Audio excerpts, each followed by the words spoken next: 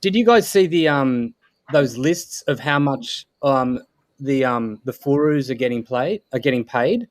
Like Johnny Chaos did it, and then there was also, and I went back to what's that Cobain dude or whatever on Twitter. Someone had published like how much each of these influencers are getting paid to like just pump whatever crap they get paid to pump. Like who on this stream's getting paid? Who on this stream's getting paid? Not me. I get paid every day, mate. Yeah. Apart from being the best innovation in the world, the true innovation, the synthetic compound interest. It was big bucks, though, eh?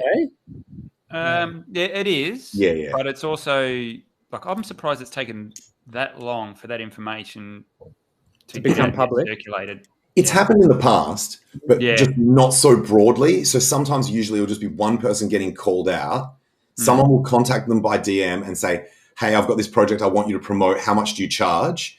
They tell them, and then they just dox them by putting that public, that conversation, that private conversation out in public, and be like, "Look, this influencer," because obviously at the time the influencer doesn't know that it's a trap. So I have seen it in the past, but just not so broadly applied to all influencers. But we kind of all knew that they were doing that. Right?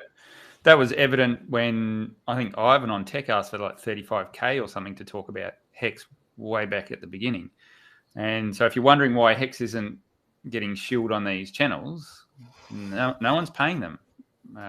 No one in the Hex community, anyone. It's not that there aren't Hexagon OGs that can't afford it. It's just the fact that there are enough people who are willing to do it for free. They don't need to. I don't even think. I think it's more than that. I think, for me, it is definitely it's principle, and it's how do we break this current system? The system is just fraught with getting people rolled. So the way it's set up is influencers are just. They don't care about their followers or their subscribers. It's about how they can make a buck off them. And you can bet your money, whatever they're getting paid in, if they're getting paid in whatever crypto they're getting paid in, they're dumping that price. Oh, hell yeah. Probably shilling it, reviewing it, dumping it. They'd be selling straight into the pump off the back of their videos. Do you guys remember when Ivan on Tech got caught out for someone did the chain analysis and saw that there were wallets that were buying up the coins before him announcing them to a paid group, and then and then those same wallets dumping immediately after the announcement. And he just claimed it was a bug. He was like, "Oh, there was a bug that somehow someone not related to my team got access to the list before we released it." So it's like someone like hacked in and found out what the coins were, and then and they were the ones that executed that. And everyone knew that was complete bullshit. But the moral of this story is he drove that narrative. He never apologized. On his channel, he never talked about it in a video. He only addressed it on Twitter.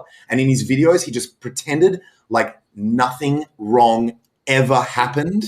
And because when you've got that level of following, Richard even said it once. He's like, if you've got a big enough following, you drive your narrative, everyone lives in your world. That's it. And that's the moral of the story. And to a degree, Alex probably could have done that as well, where he could have just pretended like nothing wrong what happened, but instead he just went like running and hiding in the hills. But he also, I was just. Right. Sorry, he also had people like after him. Okay, so he done that exact same thing that you just talked about then as well, and he was supposedly one of the most trusted advice givers in crypto.